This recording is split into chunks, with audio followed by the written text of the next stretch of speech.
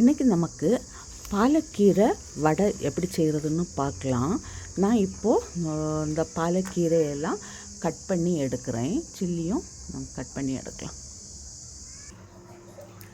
கீரை வடை செய்கிறதுக்கு 1/4 கப்பு கடலைப்பருப்பு எடுத்துருக்கிறேன், 3/4 கப்பு உளுந்து. இது ரெண்டையும் இப்போ ஒரு 2 மணிக்கூர் நமக்கு தண்ணியில் ஊற போட்டு வைக்கலாம். ஏற்கனவே நான் ஊற போட்டு வச்சுருக்கிறேன். இதை இப்போ நமக்கு தண்ணியெல்லாம் வடிகட்டிட்டு கொஞ்சமுமே தண்ணி விடாமல் மிக்சியில் கொஞ்சம் குறப்பாக அரைச்செடுக்கலாம்.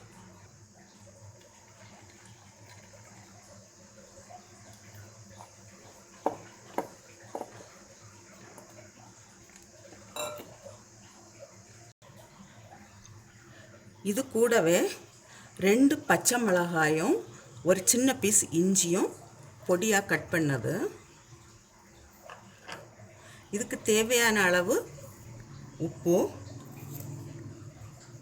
1/2 ஸ்பூன் ஜீரகம், இப்போ நம்ம பொடியாக கட் பண்ணி வச்சுருக்கிற கீரை. இது ஏன் நம்ம தண்ணி விடாமல் அரைக்கணும்னா அந்த கீரையிலே தண்ணி இருக்கும், அதனால தான். அப்புறம் வடை தட்டி போடுறதுக்கு முடியாது. இதை இப்போ நல்லா மிக்ஸ் பண்ணி எடுக்கலாம். இப்போது ஒரு வாழை இலையில் நான் கொஞ்சமாக தண்ணி நனைச்சிருக்கிறேன். தண்ணி நனைச்சிட்டு இதில் கொஞ்சம் மாவு எடுத்து நமக்கு வடையாட்டு தட்டி போடலாம்.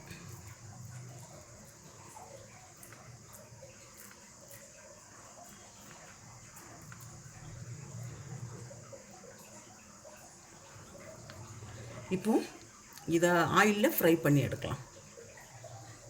இப்போ ஆயில் நல்லா சூடாக இருக்குது.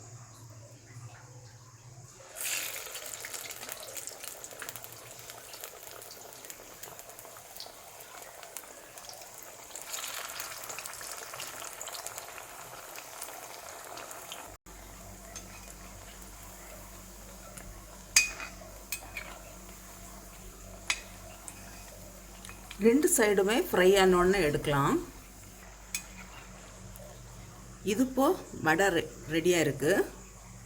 இதே போல் நமக்கு மீதி இருக்கிற வடையும் செய்து எடுக்கலாம். ஒவ்வொரு தடவை நாம் வடை செய்யும் போதும் இந்த வாழை இலையை நாம் தண்ணியில் நனைக்கணும். அப்போ தான் இது போல் அதுலேருந்து இலை வரும்.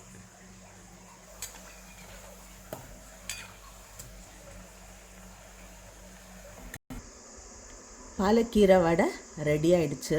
நான் இப்போ உங்களுக்கு ஓப்பன் பண்ணி காட்டுறேன் எப்படி இருக்கும்.